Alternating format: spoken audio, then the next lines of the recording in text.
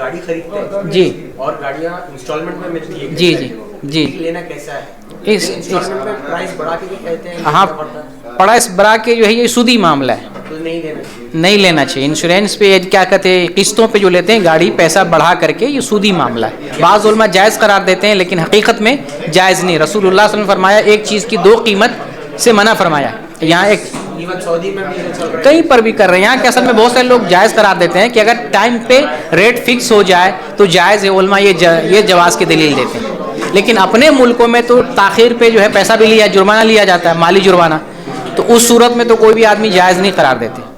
لیکن یہ ہے کہ میں جو سمجھتا ہوں ایک چیز کی دو قیمت متعین ہے، یہ معاملہ عدم جواز. اگر اس کی قیمت کر دیا مختصر ایک ہی قیمت ہو، اگر جیسے نقد میں بھی وہی قسط میں بھی وہی، تب جائز ہے. ایک ہی قیمت نقد میں وہی قسط میں، قسط ممنوع نہیں ہے، قسط بڑھا کے لینا یہ ممنوع ہے. جی جی اس میں تو اگر انسٹالمنٹ اکثر خرید رہے چیز تو اس میں مہلت کا پیسہ وہ زیادہ مانگتا ہے. جی جی وہی مہلت، وہی سود ہے.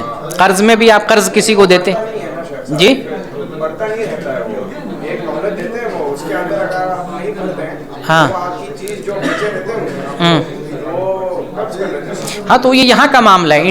انڈیا کی بات کر رہا ہوں. انڈیا میں، پاکستان میں، نیپال میں، بنگلہ دیش میں جہاں پر بھی دیکھیں گے انسٹالمنٹ پہ یا قسطوں پہ جو بھی چیز لیتے ہیں اگر تاخیر کرتے ہیں تو اس پہ سود مزید جو ہے فائن مارا جاتا ہے.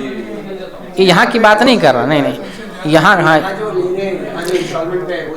یہ میری نظر سے جائز نہیں ہے کیونکہ مہلت کے حساب سے پیسہ بڑھ رہا ہے. لیکن یہاں کے علماء اور دوسرے علماء بھی کہتے ہیں کہ اس طرح کا معاملہ جائز، یعنی اختلافی موضوع ہے. لیکن میں سمجھتا ہوں جائز نہیں، کیونکہ حدیث وہی بنیاد ہے.